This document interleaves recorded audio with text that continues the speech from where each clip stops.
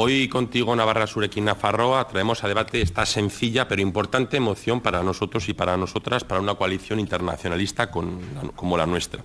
Con esta moción, nosotros y nosotras hoy pretendemos hablar de solidaridad y de ayuda humanitaria, de la solidaridad y la ayuda humanitaria que un Estado reclama. Una solidaridad que, como Ernesto Che Guevara solía decir, debe ser la ternura de los pueblos.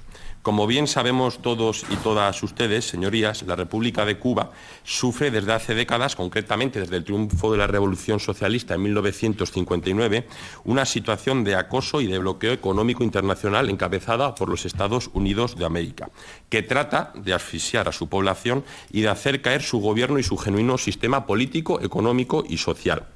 Si bien durante casi 60 años el pueblo cubano ha podido enfrentar con mayor o menor dificultad esta situación de embargo comercial y de acoso político y mediático, en los últimos años, especialmente a raíz o a consecuencia de la pandemia de la COVID-19, la situación y las condiciones de la población cubana cada vez es más complicada. Los efectos de la citada pandemia, la inflación mundial que estamos viviendo a lo ancho y largo del planeta y también los devastadores efectos de las últimas inclemencias climáticas han azotado brutalmente a la economía de la isla y por consiguiente al bienestar del conjunto de la ciudadanía cubana. Tanto es así que por primera vez desde el triunfo de la Revolución el Gobierno de Cuba ha decidido pedir ayuda al Programa Mundial de Alimentos. Hoy no voy a señalar los logros de la Revolución, que a ojos de este parlamentario claro que los tiene, ya que he señalado que hoy nosotros y nosotras queremos hablar de solidaridad y de ayuda humanitaria. Pero sí que señalaré que la Cuba revolucionaria es reconocida a nivel internacional como el único país de Latinoamérica que ha conseguido erradicar el hambre infantil. Y en estos momentos, ese país que consiguió erradicar el hambre infantil está viviendo cada vez más dificultades para acceder a ciertos productos alimentarios, sobre todo leche en polvo. La leche en polvo, como bien se pueden imaginar todas ustedes, imprescindible para garantizar la alimentación a la más tierna infancia. El bloqueo económico, financiero y comercial impuesto por Estados Unidos de América a Cuba es un bloqueo criminal, es un bloqueo que no solo pretende asfixiar a un determinado gobierno, es un bloqueo que asfixia de manera inhumana a los ciudadanos y a las ciudadanas de la isla. Pero, señorías, no pretendo que confíen ni asuman los planteamientos de este parlamentario comunista, ni mucho menos. Les pido que escuchen, por favor, y que secunden los posicionamientos de la Asamblea General de la Organización de las Naciones Unidas. Creo que coincidiremos todos y todas que la honorabilidad de esta institución está fuera de toda duda. El pasado mes de noviembre, por 30ª vez, la Asamblea General de la ONU votó de forma casi unánime en poner fin al embargo. 185 votos a favor, 2 en contra y 2 abstenciones. Aquella asamblea calificó el bloqueo, lo voy a citar textualmente, como un acto deliberado de guerra económica con el propósito de impedir los ingresos financieros al país, destruir la capacidad del gobierno para atender a las necesidades de la población, hacer colapsar la economía y crear una situación de ingobernabilidad. Esto es lo que dijo, señorías, la Asamblea General de la ONU. Ese y no otro es el verdadero fin del bloqueo, señorías, provocar una situación de caos y de desgobierno en la isla y así poder establecer de manera ingerente un gobierno servil a los intereses estadounidenses, como ya existía hasta 1959, antes del triunfo de la Revolución. Me imagino, señorías, que ya lo sabrán todos y todas ustedes, pero no obstante lo voy a recordar porque hoy creo que es necesario hacerlo. Si algo ha sido Cuba desde el triunfo de la Revolución, esta pequeña islita ubicada en la periferia capitalista, ha sido todo un ejemplo de solidaridad internacionalista, desde países de su entorno geopolítico a países del llamado primer mundo capitalista. Allá donde ha hecho falta siempre ha llegado la solidaridad cubana. Países como Angola, Brasil, Bolivia, Guatemala, Honduras, Kenia, Sierra Leona, Guinea-Conakry, Liberia, Palestina o Venezuela durante décadas han contado con la ayuda sanitaria y educativa de la República de Cuba. La semana pasada, por ejemplo, en primera persona, los miembros de este Parlamento que estuvimos en los campamentos de refugiados saharauis, conocimos por boca y por voz de los propios dirigentes saharauis cómo Cuba durante décadas había colaborado con la RAS y cómo había formado a cientos y a miles de universitarios y universitarias. Otro ejemplo, en 1987, el comandante Fidel Alejandro Castro Ruz, exigió a la comunidad internacional la supresión de la deuda externa de los países del llamado Tercer Mundo, porque esta deuda, en su opinión, era un mecanismo de extorsión impagable. Pero no solo en países de ese entorno, incluso en el año 2005, tras el azote duro del huracán Katrina al sur de Estados Unidos, Cuba dispuso de un contingente de 10.000 médicos y médicas al servicio de la administración Bush, al servicio del mayor de los enemigos jamás conocido.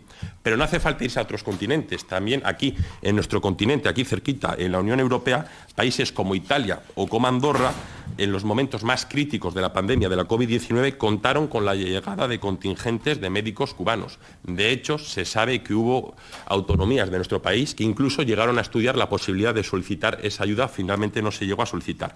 Por todo ello, señorías, contigo Navarra entendemos que en un momento tan delicado como el presente para el pueblo cubano es imprescindible que el resto de los países del mundo devuelvan a Cuba esa solidaridad que históricamente ha mostrado.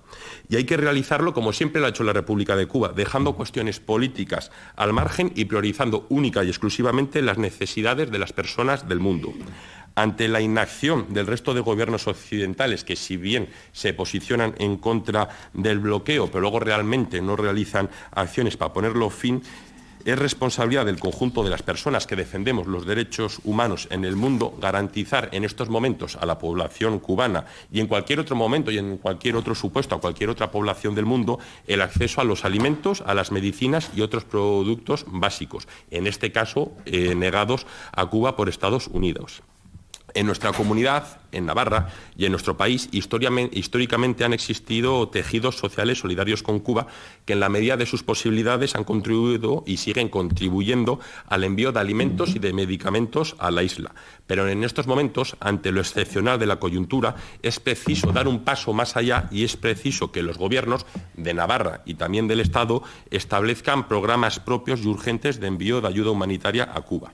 Por todos los puestos, señorías, e insisto, pensando única y exclusivamente en las necesidades del pueblo cubano, hoy presentamos ante esta comisión esta moción. Para Estados Unidos, el problema con Cuba no es que Cuba sea un Estado socialista o que cuente con un sistema de partido único. El problema real que existe en Estados Unidos con Cuba o para Cuba es que los lacayos serviles del poder económico no toleran que un país como Cuba pueda construir su propio sistema y aspire a diseñar su futuro de forma libre y soberana, al margen de los dictados del imperio capitalista. Con el triunfo de la Revolución, Cuba dejó de ser el patio trasero de los Estados Unidos para convertirse en un país soberano que de manera heroica decidió soñar y construir su propio futuro, alejado de las lógicas capitalistas generadoras de desigualdades sociales. Y ante ello, el mayor enemigo jamás conocido, los Estados Unidos de América, respondió con una política de asfixia, de acoso y de derribo. Y si esas políticas de asfixia y de acoso no han logrado derribar el sistema cubano, es porque en esa pequeñita isla del Caribe existe un pueblo que, por supuesto, con todos sus matices, mayoritariamente está comprometido con su proceso político. Yo no soy ningún ingenuo. Yo conozco muy bien Cuba, he estado en Cuba, conozco muy bien el sistema político, económico y social cubano, y claro que el sistema cubano requiere de mejoras y de reformas. Por supuesto, faltaría más, como cualquier otro sistema o como cualquier otro país del mundo. Pero esas reformas y esas mejoras las tendrán que dictaminar de manera libre y soberana el pueblo cubano y el Estado cubano, no los Estados Unidos de América, no la Unión Europea, no el Reino de España, no ustedes, ni tampoco, ni mucho menos yo.